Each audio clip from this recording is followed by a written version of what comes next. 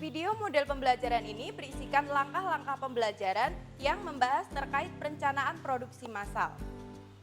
Video model pembelajaran ini menggunakan model kooperatif tipe Think Parser yang telah disesuaikan dengan materi perencanaan produksi massal. Video pembelajaran ini berguna agar guru mampu mengetahui bagaimana langkah-langkah pembelajaran Think Parser yang telah disesuaikan dengan materi. Program ini menggunakan student center sehingga siswa lebih dominan di dalamnya. Video model pembelajaran ini diharapkan mampu membantu dan memberikan ide kepada guru untuk melakukan pengajaran menggunakan materi perencanaan produksi massal.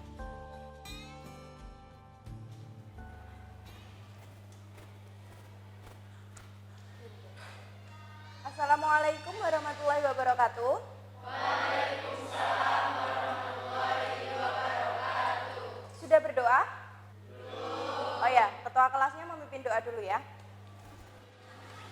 Oke, baik, sebelum kita memulai pelajaran pada pagi hari ini, mari kita berdoa terlebih dahulu. Berdoa mulai.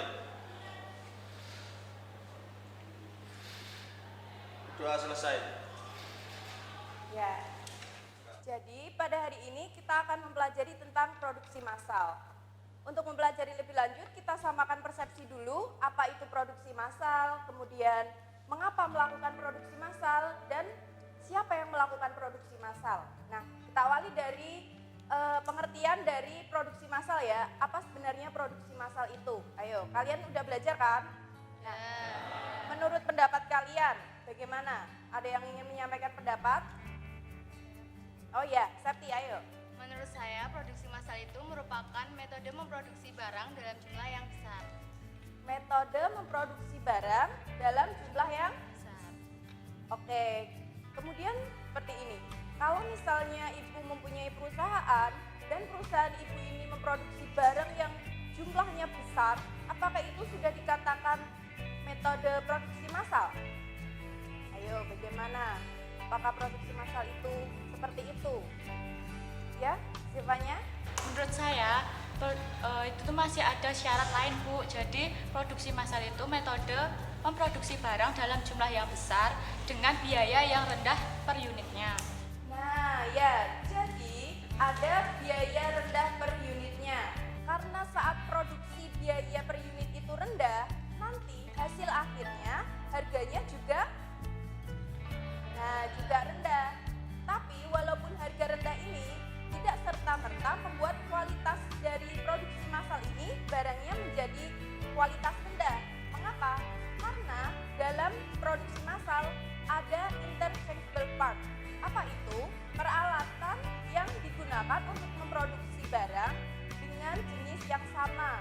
Jadi misalnya ibu memproduksi barang A ya, barang A, dan ibu produksi lagi barang A, tapi dalam metode produksi massal ini nanti kualitasnya akan sama karena ada interchangeable part, seperti itu.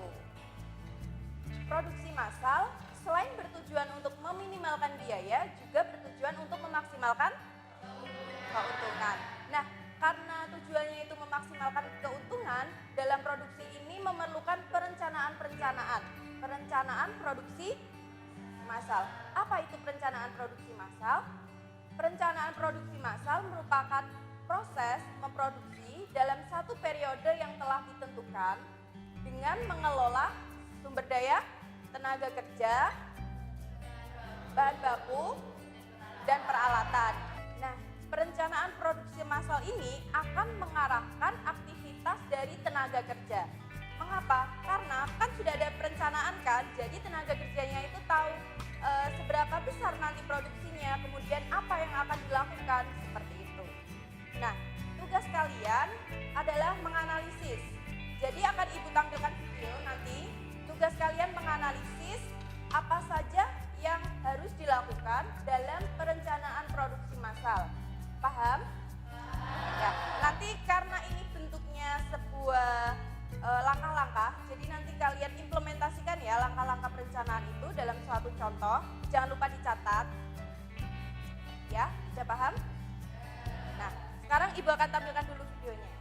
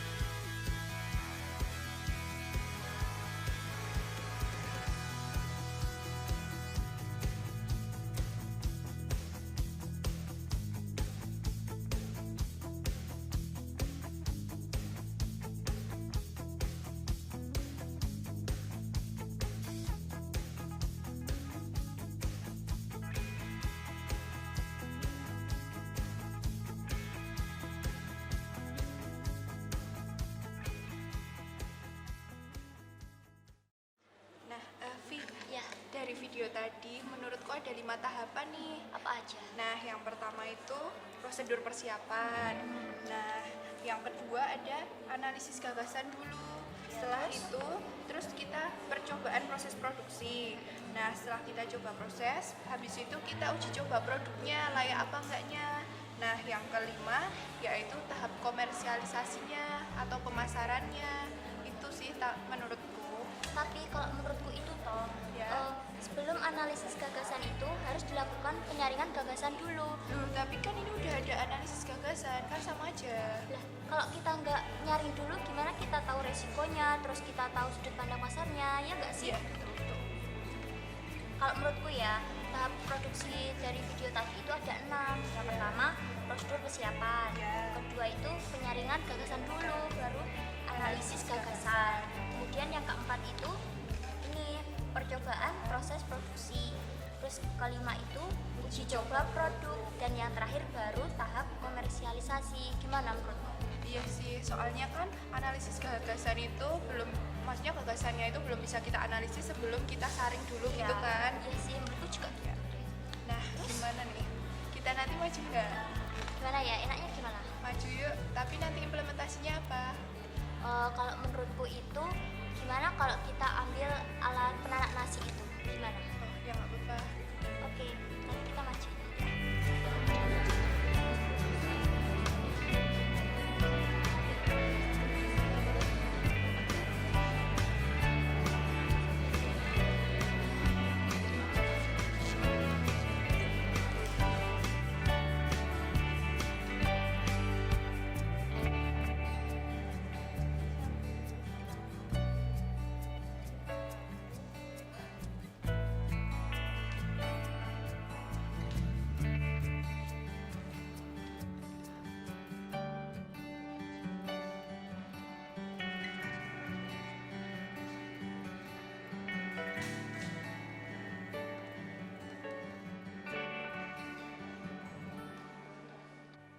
Nah, sekarang waktu menganalisis kalian sudah selesai ya?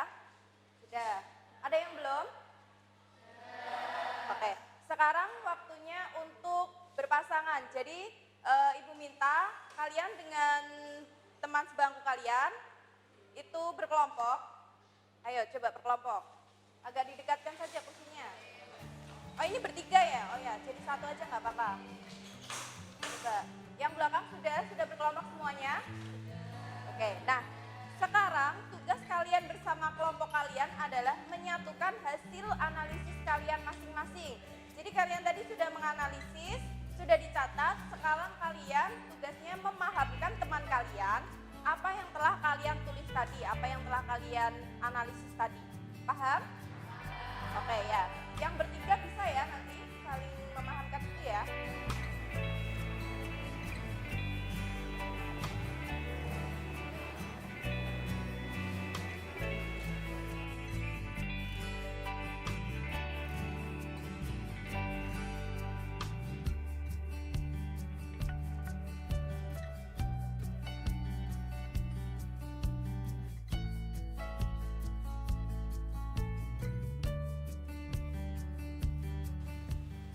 Sudah cukup? Waktu kalian untuk berdiskusi sudah cukup? Ada yang belum selesai? Yaudah, udah selesai? Oke, nah sekarang waktunya kalian untuk memaparkan hasil diskusi bersama kelompok kalian ke depan ya, biar teman-teman yang lain juga tahu.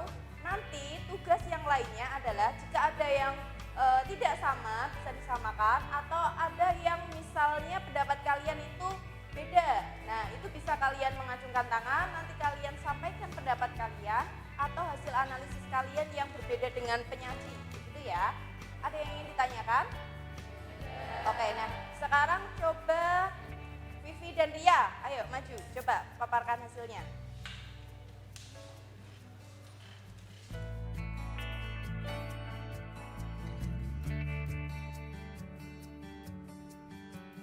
Ya, assalamualaikum warahmatullahi wabarakatuh. Selamat pagi teman-teman. Pagi. Gimana, masih semangat? Ya, kami dari kelompok 1. Sebelumnya perkenalkan, saya Vivi dan rekan saya Ya, di sini kami akan memaparkan hasil analisis kami mengenai langkah perencanaan produksi massal. Ya. Terus dan kelompok kami ini memilih contoh alat produksi rumah tangga yaitu penanak nasi. Nah, menurut hasil diskusi kami tadi, tahap perencanaan produksi massal itu ada 6. Nah, yang pertama itu prosedur persiapan. Dalam prosedur persiapan ini, seorang wirausahaan itu harus bisa membina gagasan produk konsumennya. Dan selain itu, seorang wirausahaan itu juga harus bisa survei pasar, kemudian menentukan produk apa sih yang akan diproduksi, kemudian juga harus bisa mendorong para karyawannya itu untuk menimbulkan ide baru, seperti itu. Kemudian tahap yang kedua yaitu tahap penyaringan gagasan. Pada tahap ini tujuannya itu untuk mendapatkan gagasan yang baik dan benar.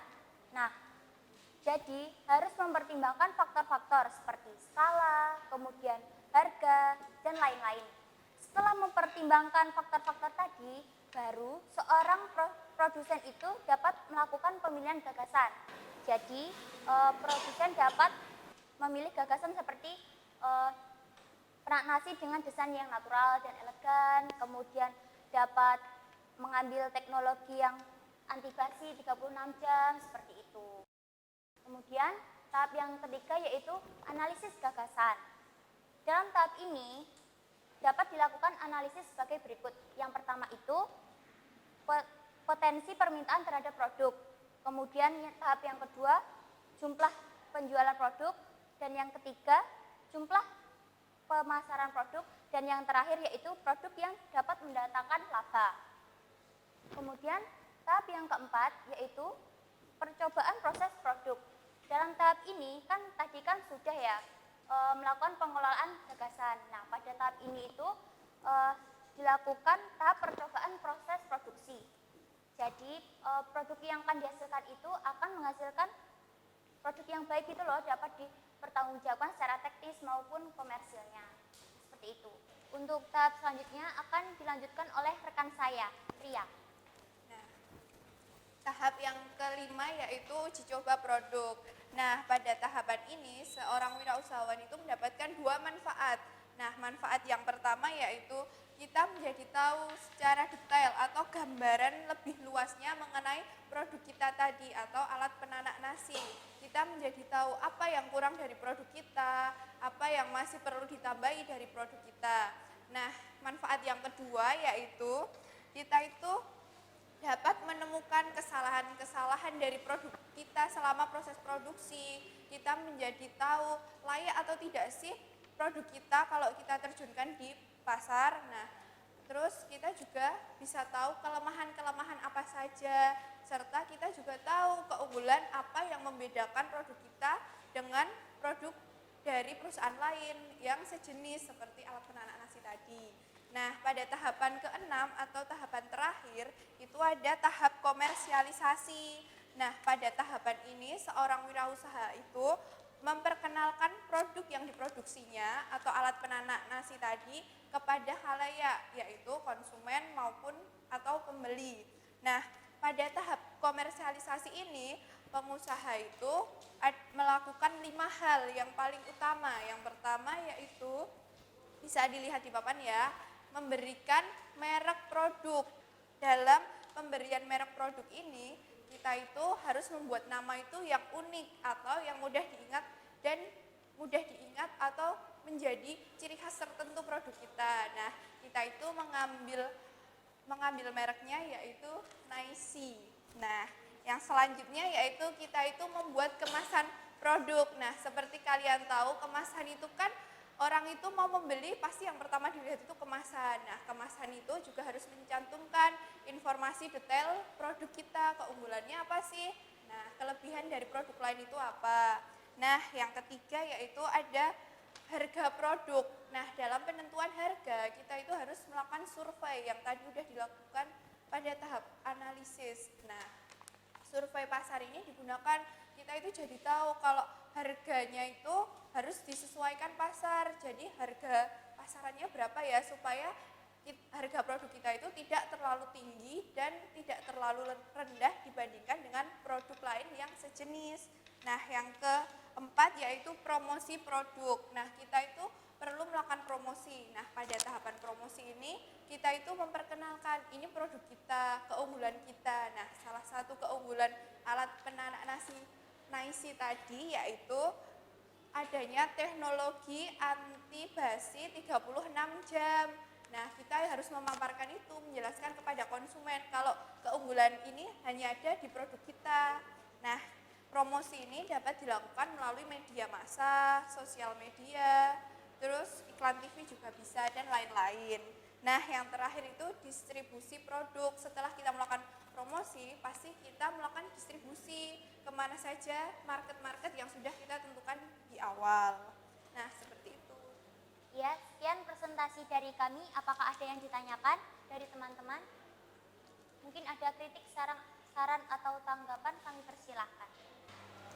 Saya ingin bertanya sekaligus memberikan masukan. Yang pertama, saya ingin bertanya, menurut kalian, faktor apa sih yang dapat mempengaruhi perencanaan produksi massal?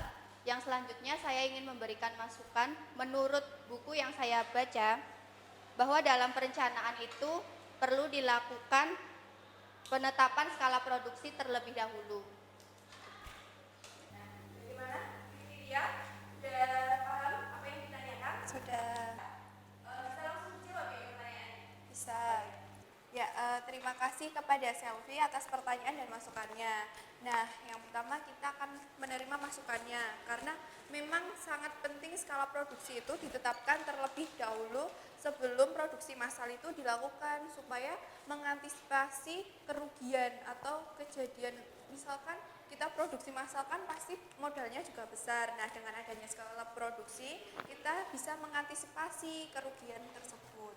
Nah, untuk jawaban dari pertanyaannya tadi, faktor apa sajakah yang mempengaruhi produksi massal itu ada dua, yaitu faktor internal sama eksternal.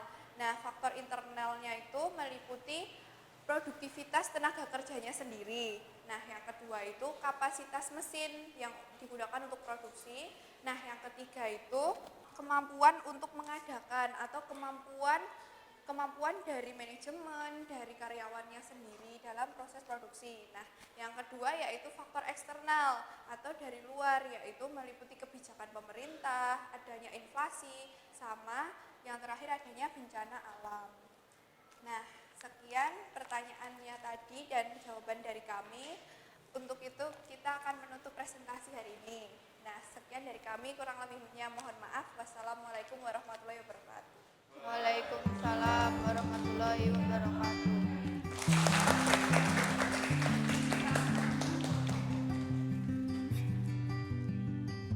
Ada yang ingin ditanyakan lagi? Sudah paham ya? Tadi yang dijelaskan oleh teman kalian sudah dicatat untuk melengkapi analisis kalian. Ya, sekarang kita simpulkan bersama ya. Jadi perencanaan produksi massal terdiri dari langkah-langkah yang pertama, yang kedua, yang ketiga, yang keempat, percobaan proses produksi, kemudian uji coba produk, dan yang terakhir tahap komersialisasi. Ya, itu jangan lupa dicatat, kemudian dikembangkan lagi yang telah kalian tulis lagi. Oke, pertemuan kali ini Ibu cukupkan sekian. Ada yang ingin ditanyakan? Tidak, cukup. Untuk pertemuan selanjutnya, Ibu minta anak-anak mempelajari pada materi HAKI, hak atas kekayaan intelektual. Nanti dibaca, kemudian cari artikel dengan sumber yang terpercaya ya tentunya ya. Nanti dicatat sumbernya, artikel mengenai HAKI, entah itu hak cipta, hak merek, hak dagang, terserah, yang penting itu meliputi HAKI. Jangan lupa sumbernya dicatat. Sudah? Ya. Pertemuan kali ini Ibu cukupkan sekian. Wassalamualaikum warahmatullahi wabarakatuh.